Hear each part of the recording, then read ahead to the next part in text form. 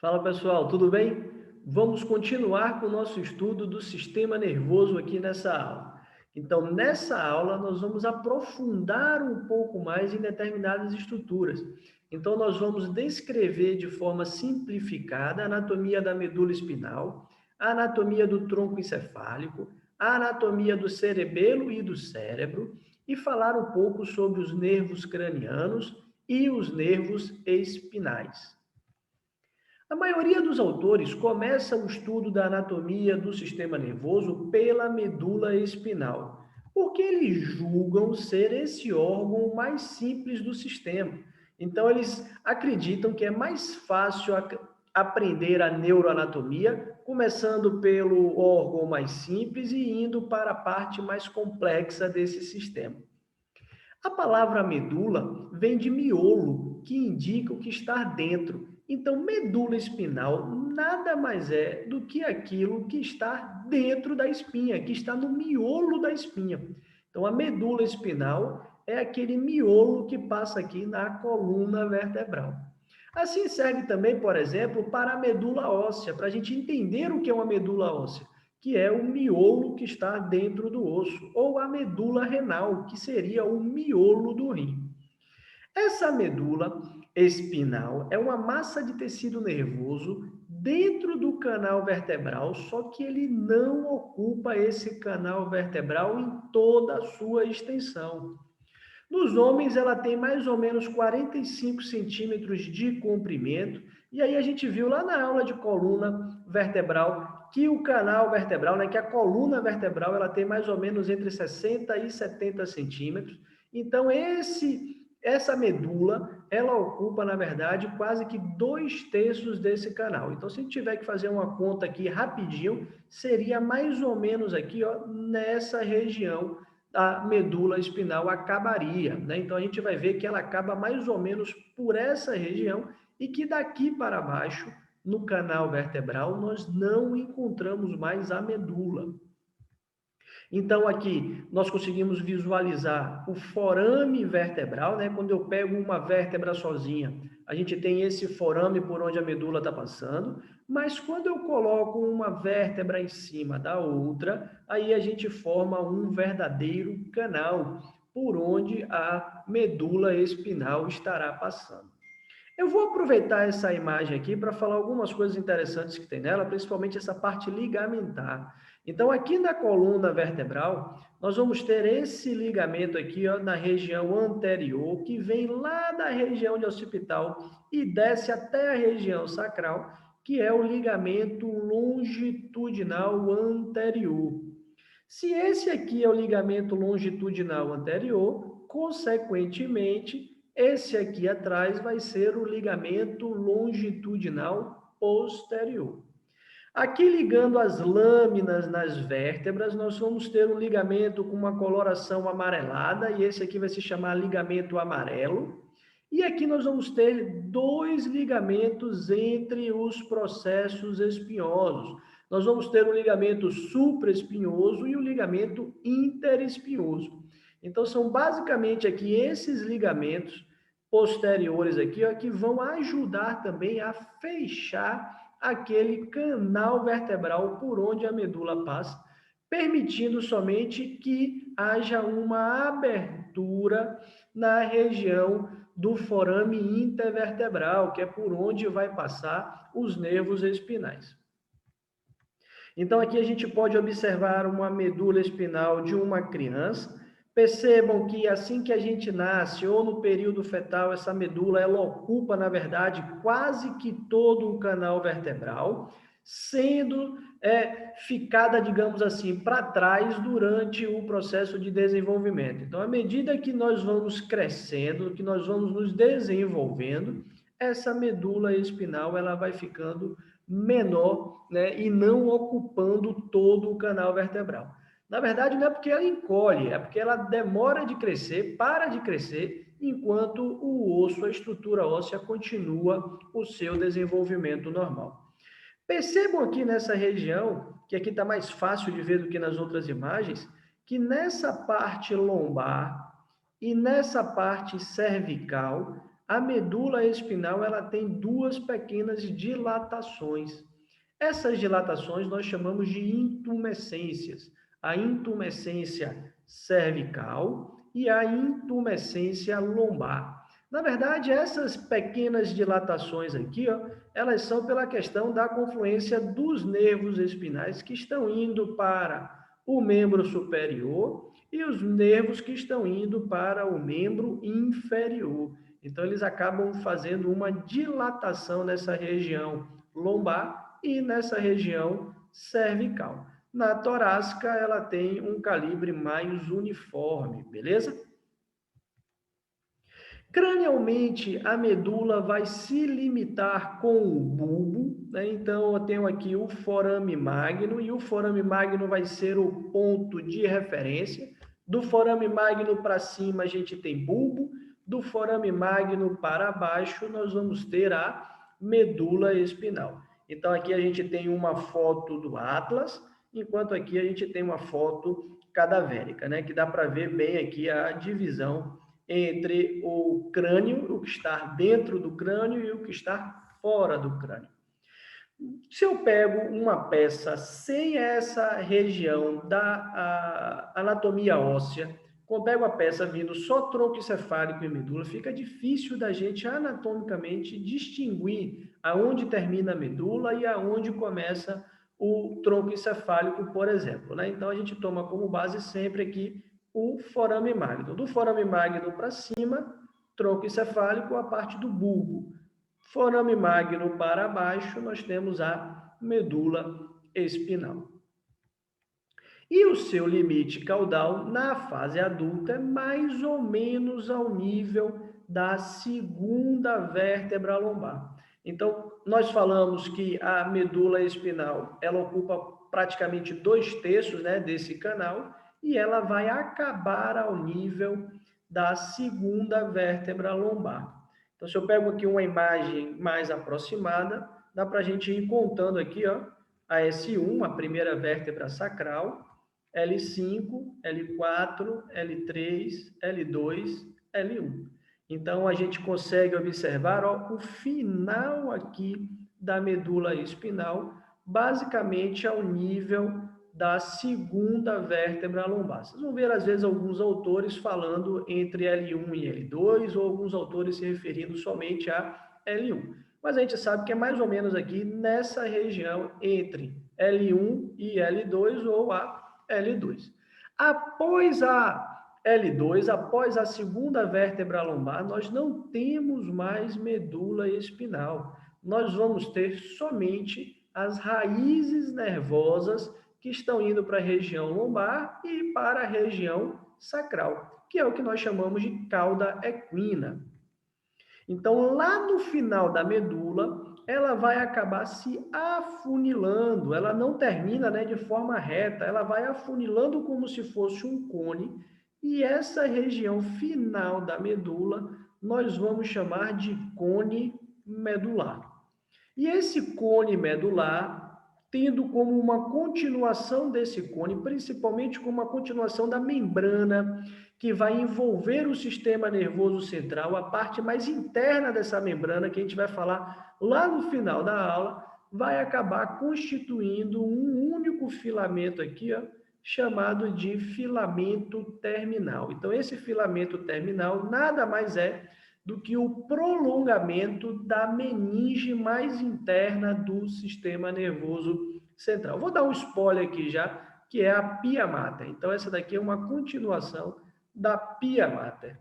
E aqui, nessa imagem, a gente consegue ver aqui um pouco melhor esse cone medular e o filamento terminal.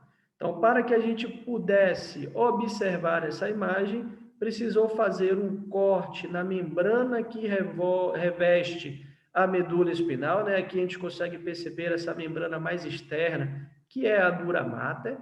Pegamos aqui os nervos espinais e separamos esses nervos espinais.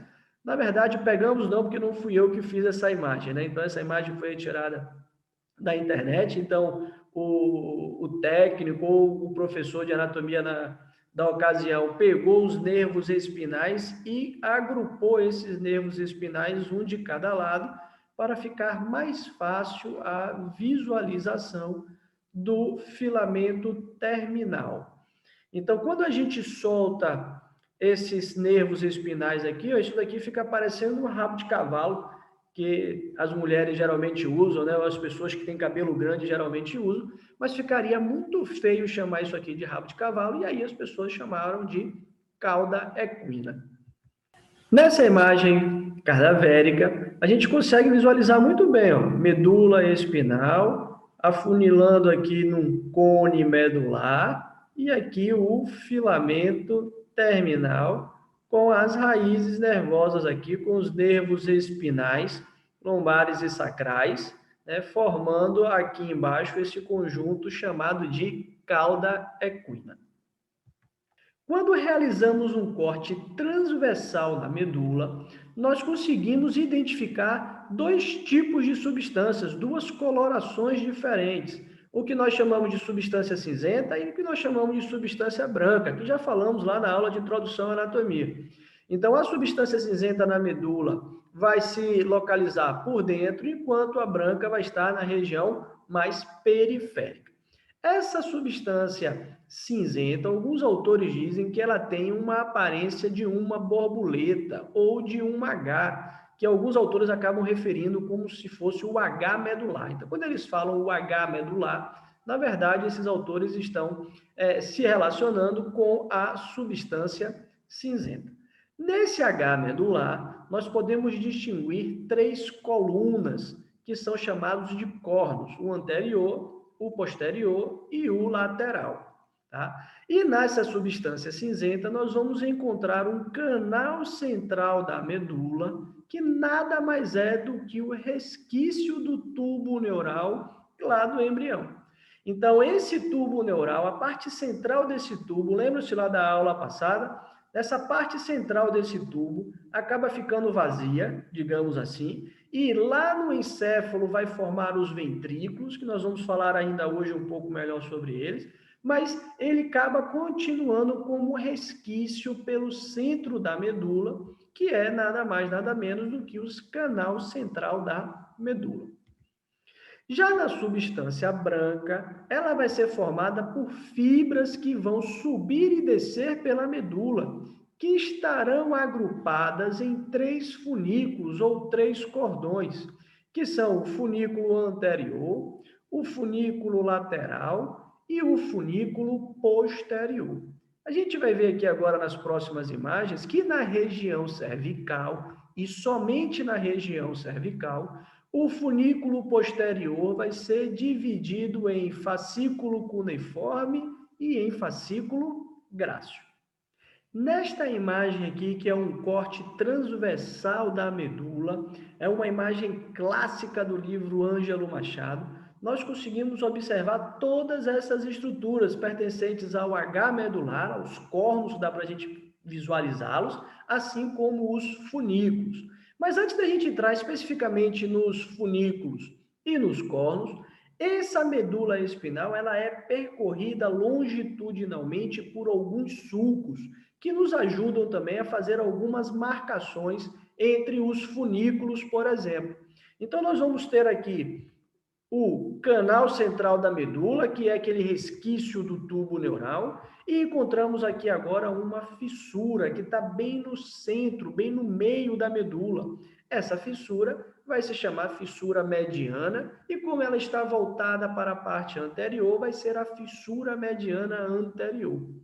Lá na região posterior, a gente não visualiza mais essa fissura, né? Esse sulco, digamos assim, bem profundo, mas um sulco mais raso. E aí a gente chama de sulco mediano posterior.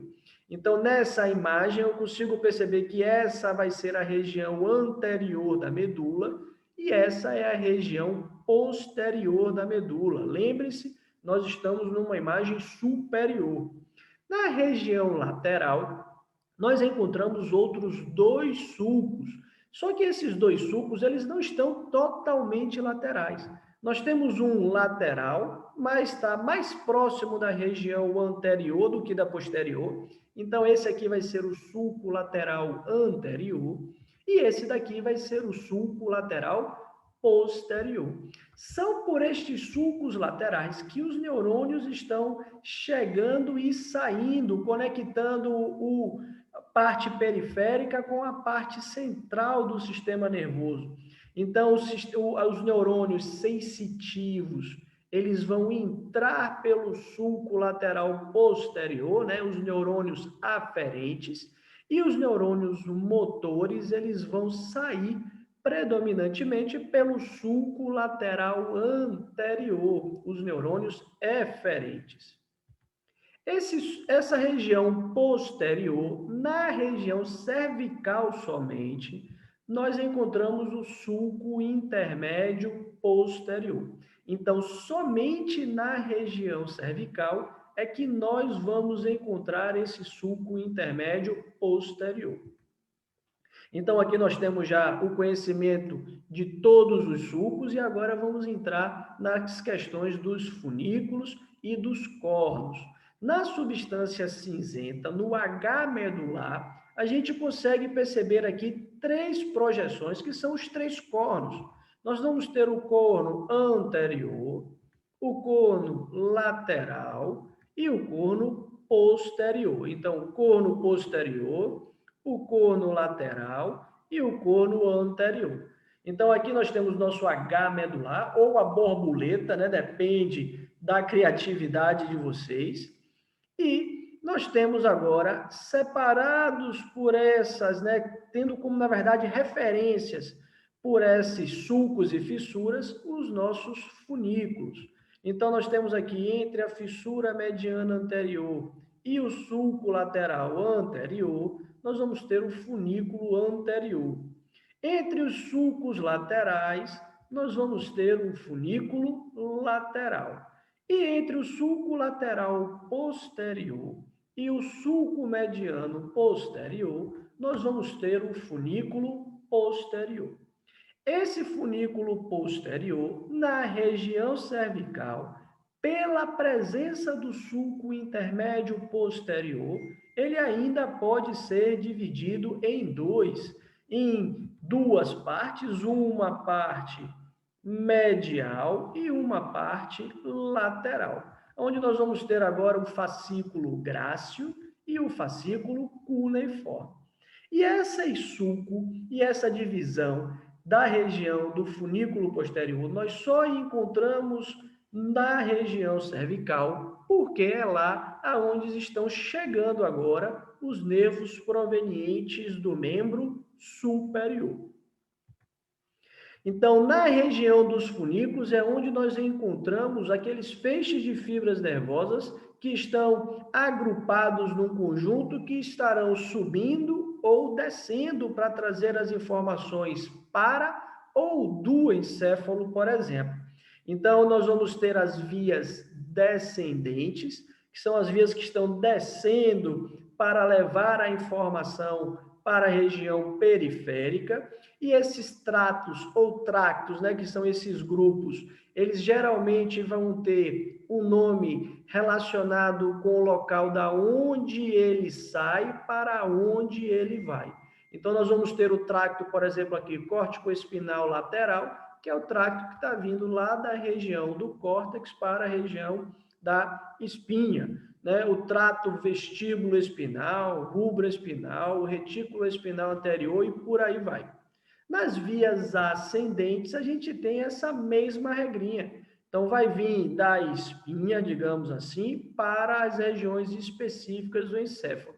Então, aqui nós temos o trato espino-talâmico lateral, que vai estar levando a sensação de dor e temperatura. O trato espino-talâmico anterior, com a sensação de tato e pressão. Os fascículos aqui cuneiformes na região da cervical, trazendo a informação de membro superior. Já o fascículo grácil com a sensação do membro inferior. Então, pelos funículos, nós vamos ter os grupos de fibras nervosas que estarão subindo e descendo, fazendo as conexões e as informações sensitivas e motoras para a parte periférica do nosso sistema. Nós temos na região dos nervos espinais um total de 31 pares. Então, o que isso quer dizer? Quer dizer que nós temos 31 segmentos medulares. Eles são divididos em 8 nervos espinhais cervicais, 12 nervos torácicos, 5 lombares, 5 sacrais e 1 coxígeo. Na verdade, não são 8 nervos, tá, galera? Desculpa, são 8 pares de nervos, que está saindo um para cada lado, só para ficar claro isso daí.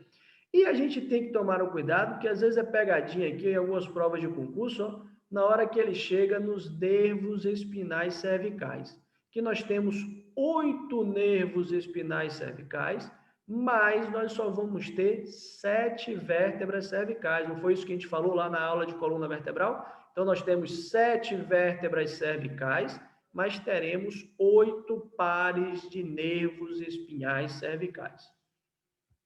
Nessa imagem aqui agora, nós temos a representação de 3 segmentos medulares. Então, cada parte dessa aqui, ó, onde a gente tem os neurônios motores, os neurônios sensitivos, formando o nervo espinal, é uma representação de um segmento medular. Então, nós vamos ter 31 segmentos medulares. Essa cadeia que está aqui, ó, é a cadeia depois que a gente vai estudar quando formos estudar o sistema nervoso simpático e o sistema nervoso parasimpático.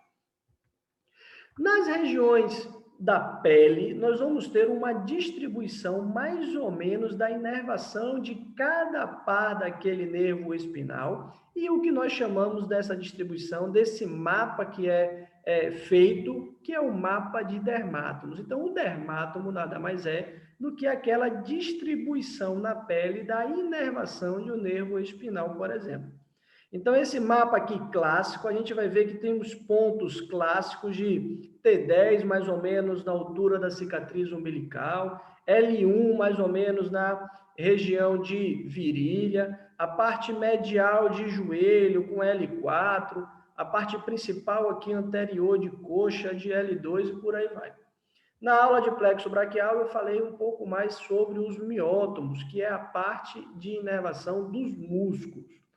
Nesse mapa de dermátomos, na posição ortostática, às vezes a gente se perde um pouco, né? Porque às vezes se mistura uma parte lombar com uma parte sacral, por exemplo.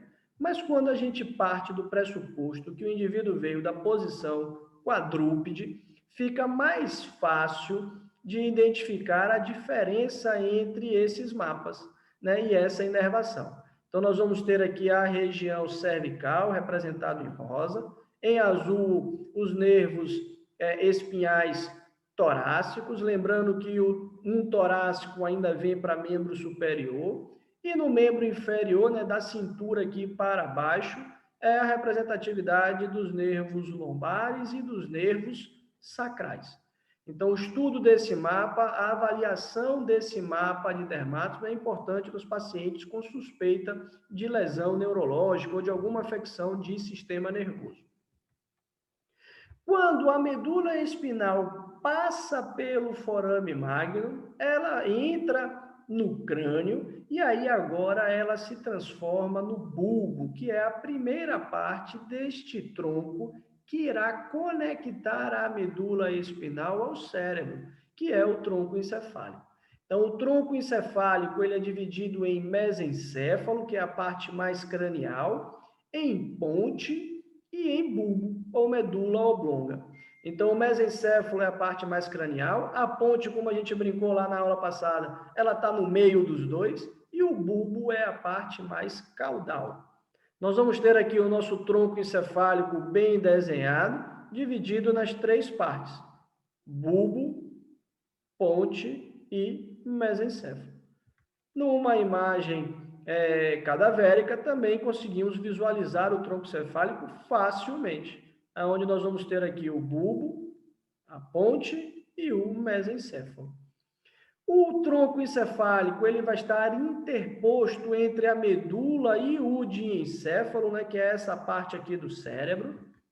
Ele vai ter como principais funções regular funções vitais, como frequência respiratória, frequência cardíaca, pressão arterial e transmitir as informações entre o cérebro e a medula espinhal.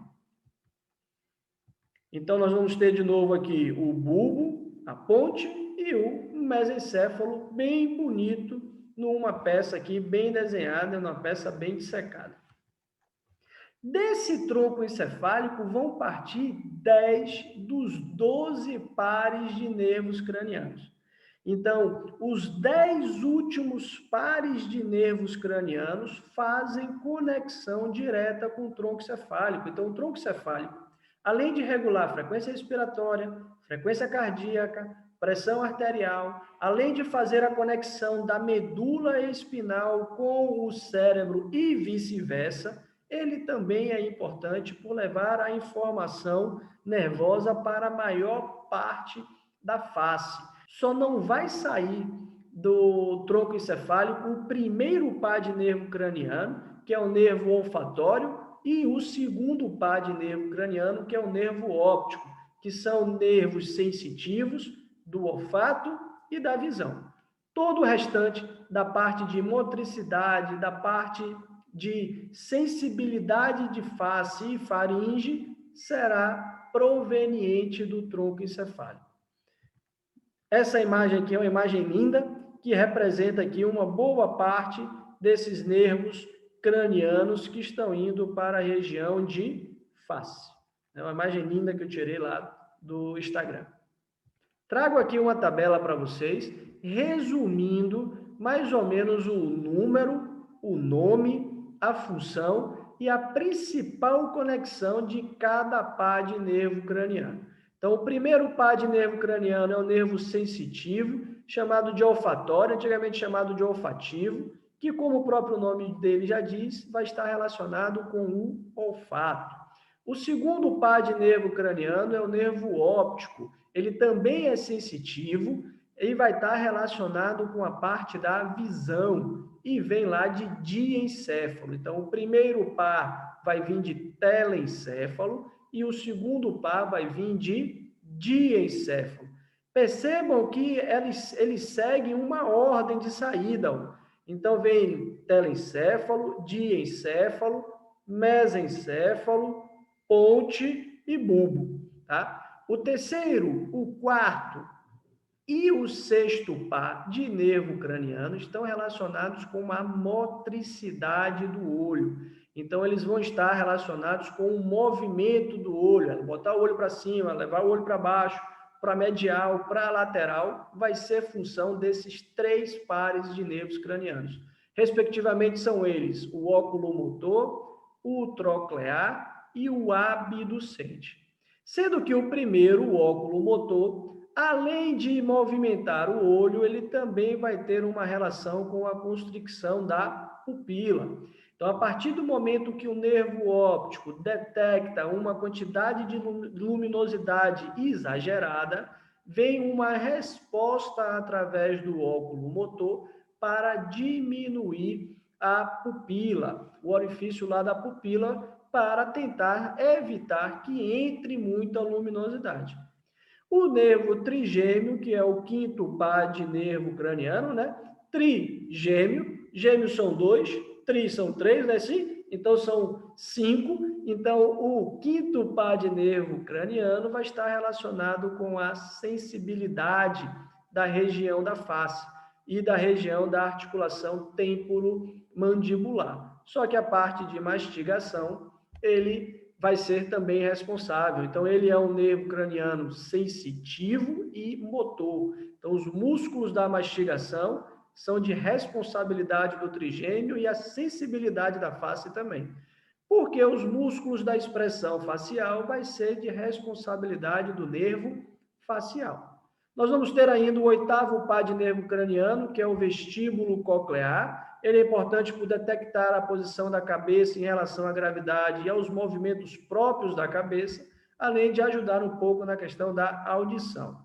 O nono par, que é o glossofaríngeo, vai ajudar na deglutição, salivação e paladar.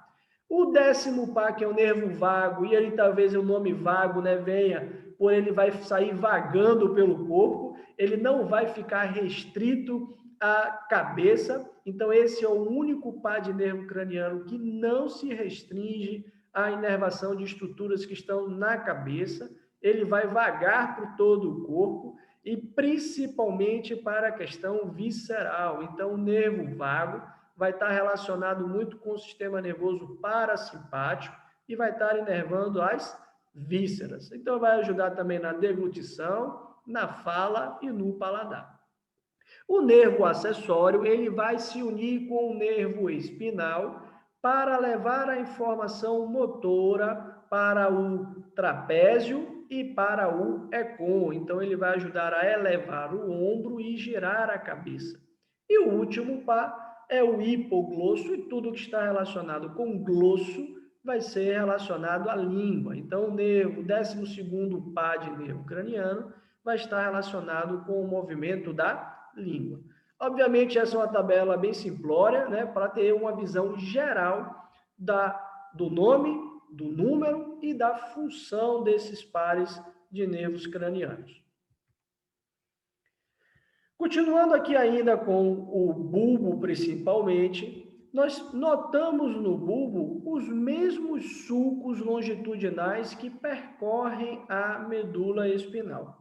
Então, nessa região anterior do bulbo, nós vamos encontrar a fissura mediana anterior. Nessa região aqui lateral, nós vamos encontrar o sulco lateral anterior. E nessa região posterior aqui, nós vamos encontrar o sulco lateral posterior.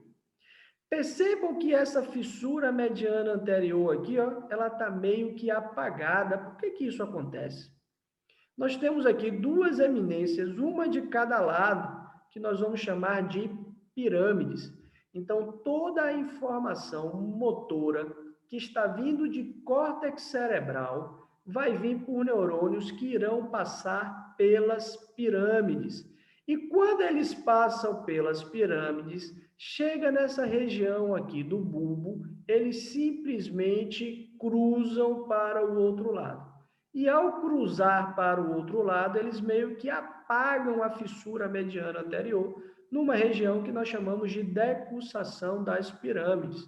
Então, é aqui que nós vamos ter, ó, o cruzamento entre as fibras motoras que estão vindo do córtex motor cerebral para a região espinal. Então, é por isso que o meu hemisfério esquerdo, parte motora, vai controlar a minha parte do meu hemicorpo direito. E ainda quando o paciente tem uma lesão de artéria cerebral média em lobo de hemisfério esquerdo, o paciente apresenta uma sequela no hemicorpo direito, tá? Por conta dessa decussação que acontece ao nível do bulbo, ao nível da decussação das pirâmides. Quando aí nós chegamos ao cérebro, nós temos a divisão em diencéfalo, que é essa parte aqui mais verde, e a divisão em telencéfalo. Então, é o cérebro que vai ocupar o maior volume aqui das estruturas no encéfalo. Separando o diencéfalo do telencéfalo, nós encontraremos o corpo caloso. Então, o corpo caloso, na verdade, ele vai conectar as áreas homólogas dos hemisférios cerebrais e vai acabar ajudando a dividir o diencéfalo do telencéfalo. Então, aqui no diencéfalo, nós vamos encontrar o tálamo, o hipotálamo, a hipófise, que não pertence ao cérebro, mas ela é importantíssima por uma questão de relação com o hipotálamo, e a glândula pineal, ou o corpo pineal. O hipotálamo, ele vai ser importantíssimo, porque eu costumo brincar nas minhas aulas e chamo ele de manda-chuva do sistema endócrino. Então, é o hipotálamo que praticamente regula todo o sistema endócrino, apesar de não secretar hormônio para a corrente sanguínea. Ele até produz 2 hormônios, mas não secreta para a corrente sanguínea. Ele joga para a hipófise, ele acaba regulando todo o sistema endócrino através da hipófise. Nós temos depois aqui o tálamo separado do hipotálamo pelo sulco hipotalâmico e toda a informação sensitiva que vem por tronco encefálico vai a tálamo e do tálamo vai ser distribuída para as áreas específicas do cérebro. Já o corpo pineal aqui atrás, ele acaba auxiliando na questão da regulação do ciclo circadiano. Além disso, a gente ainda tem aqui um plexo coroide ou corioide, que é onde vai acontecer a produção do líquido cérebroespinal. Então, aqui é onde eu digo que é o diencéfalo, é onde também nós encontramos o terceiro ventrículo. Então, aqui nós temos o terceiro ventrículo, um aqueduto do mesencéfalo, antigamente chamado de aqueduto de Sylvius, e hoje de aqueduto cerebral. Ele vai conectar o terceiro ventrículo ao quarto ventrículo, que é essa cavidade aqui, ó, logo atrás da ponte. Na superfície lateral, então, numa visão lateral e superior do cérebro, nós conseguimos visualizar várias entradazinhas, ó, em pequenas massas, que nós vamos chamar de sulco ou fissuras, e delimitado por esses sulcos e fissuras, nós encontraremos os giros cerebrais. Todos esses sulcos e fissuras aqui possuem o nome, falaremos aqui mais à frente de alguns principais que servem para marcação aqui na anatomia. Nós vamos ter ainda uma face medial, que é aquela que a gente visualiza melhor o diencéfalo. Nós visualizamos também aqui esse sulco aqui que vai ser importante, porque nós vamos transpor ele lá para a face superolateral, que é o sulco chamado de sulco parieto-occipital, que ele está dividindo mais ou menos aqui o parietal do lobo occipital. Grave esse nome aqui que a gente vai falar dele já já ali. E tem a parte inferior ou a base. Então, no cérebro nós vamos ter as três faces, uma face superolateral, uma face medial e uma face inferior ou base. Na face superolateral, como eu falei, nós encontramos vários sulcos e fissuras, sendo que nós temos dois mais importantes para as nossas marcações, que é esse daqui, ó, que é um sulco central. Vocês conseguem perceber aqui, eu vou voltar aqui a imagem, vocês conseguem perceber que nós temos três sulcos praticamente verticais aqui, ó.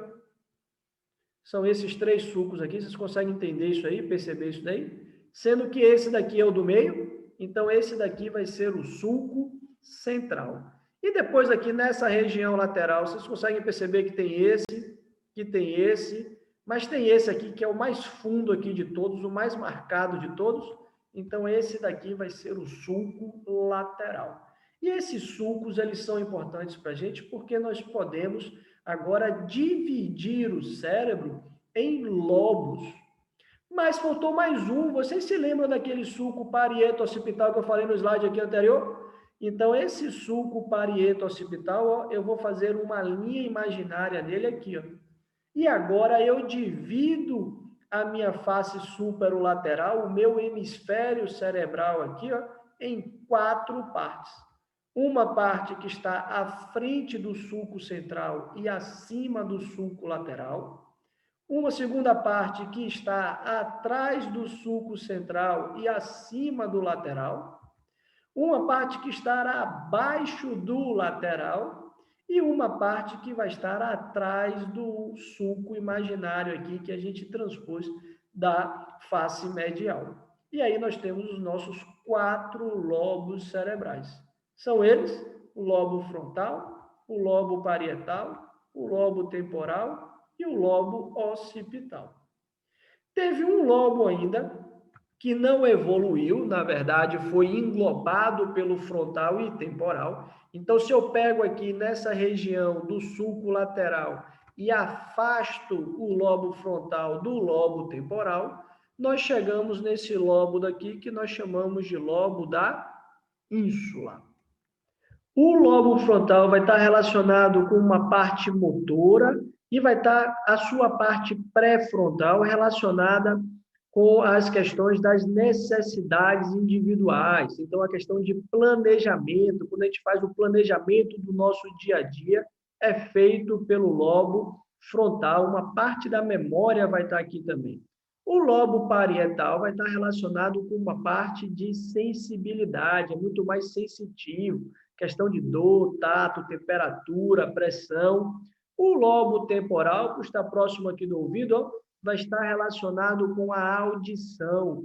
E o lobo occipital vai estar relacionado com a visão. Então, imagine a visão aqui na frente, mas quem vai controlar ela toda aqui ó, e armazenar as imagens será o lobo occipital lá atrás. Além desses dois sulcos que nós falamos, nós vamos ter aqui ó, um sulco que está na frente do sulco central, e por isso nós vamos chamar de sulco pré-central, e o sulco que está atrás desse sulco, chamado de sulco pós-central.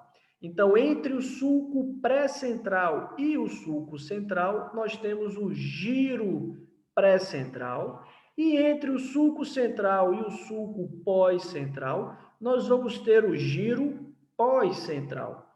Nesse giro pré-central, nós temos a parte motora. E no giro pós-central, nós temos a parte sensitiva. Então, veio lá um cidadão chamado Penfield e mapeou esses dois giros.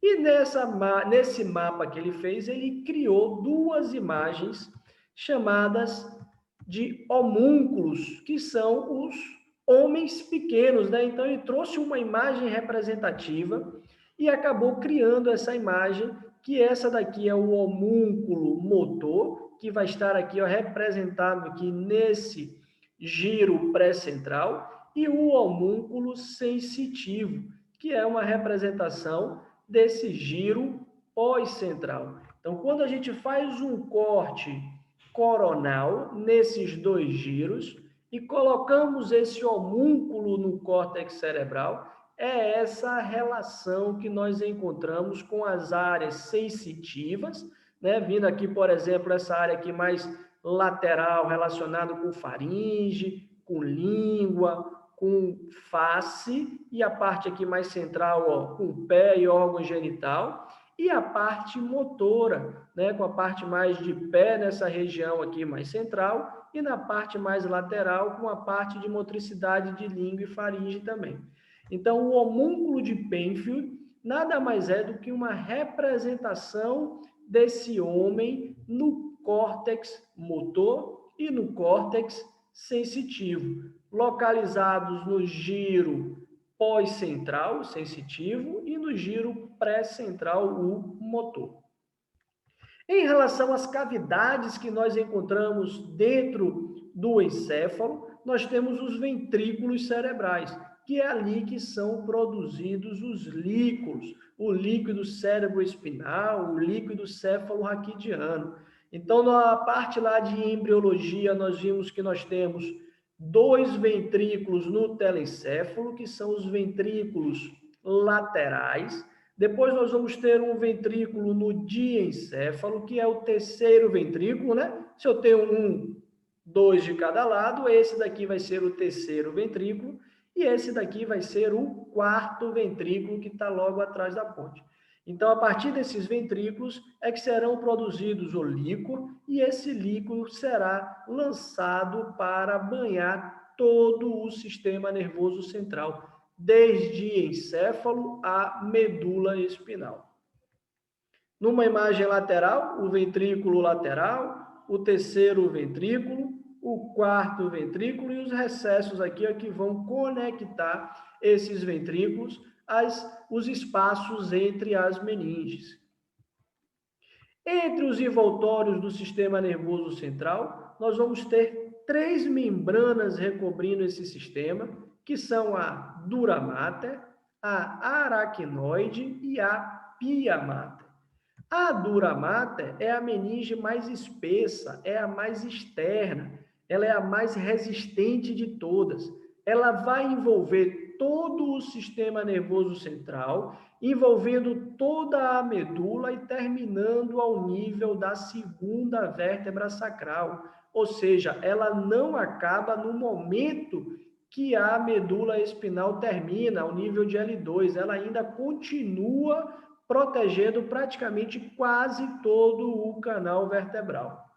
Já a aracnoide vai ser uma membrana bem friável que vai estar entre a dura mater e a pia mater. E a pia mater é a mais delicada de todas, é a que está em contato direto com a estrutura do sistema nervoso central. Então, aqui, ó, por exemplo, a gente precisou fazer uma janela, cortar aqui para visualizar o cerebelo, senão não dava para visualizar o cerebelo. Então, aqui nós temos a dura mater, aqui na pinça a dura mater, e aqui nós vamos ter a aracnoide e a pia mater. Sendo a pia mater a mais delicada, porque estará em contato direto com o sistema nervoso central. E quando a medula termina lá ao nível de L2, é a pia mater que desce formando um filamento terminal até a região sacral e coxígea. Numa imagem aqui em vivo, nós vamos ter aqui o osso, a dura mater, que foi feita uma janela dessa dura mater para ter acesso ao cérebro especificamente. E aqui nós vamos ter a pia mater e a aracnoide nesse meio aqui, entre o cérebro e a dura mater, por exemplo. Essa imagem aqui, ela percorre todas as redes sociais, eu acho essa imagem aqui muito bonita, onde nós vamos ter o couro cabeludo, o periósteo, o osso, a dura mater, a aracnoide, a pia mater intimamente relacionada, nesse caso aqui, com o cérebro. E entre essas estruturas, entre o osso e a dura mater, a gente tem um espaço, entre a dura mater e a aracnoide, nós vamos ter outro espaço, e entre a aracnoide e a pia mater, nós vamos ter um outro espaço. É hora que surge um espaço epidural, entre o osso e a dura mater, onde a gente encontra lá na medula, por exemplo, um importante plexo venoso. Entre a dura mater e a aracnoide é um espaço subdural, é um espaço bem pequeno, uma pequena quantidade de líquido, somente para permitir o deslizamento entre essas membranas. E o maior de todos, entre a aracnoide e a pia mater, é o espaço subaracnoide, que é um espaço onde nós encontramos uma grande quantidade de líquido, que vai ajudar a formar um coxim aquoso nesse sistema nervoso central, auxiliando contra os choques, contra os impactos, né? Amortecendo os choques e impactos que esse sistema possa sofrer. Esses aqui são os nossos livros de escolha. Quando a gente fala em sistema nervoso, a gente não pode esquecer do Ângelo Machado. Quanto mais a gente agradece, mais coisas boas acontecem. Não é assim que acontece na nossa vida? Então, gratidão a todos, espero que estejam gostando e até a próxima.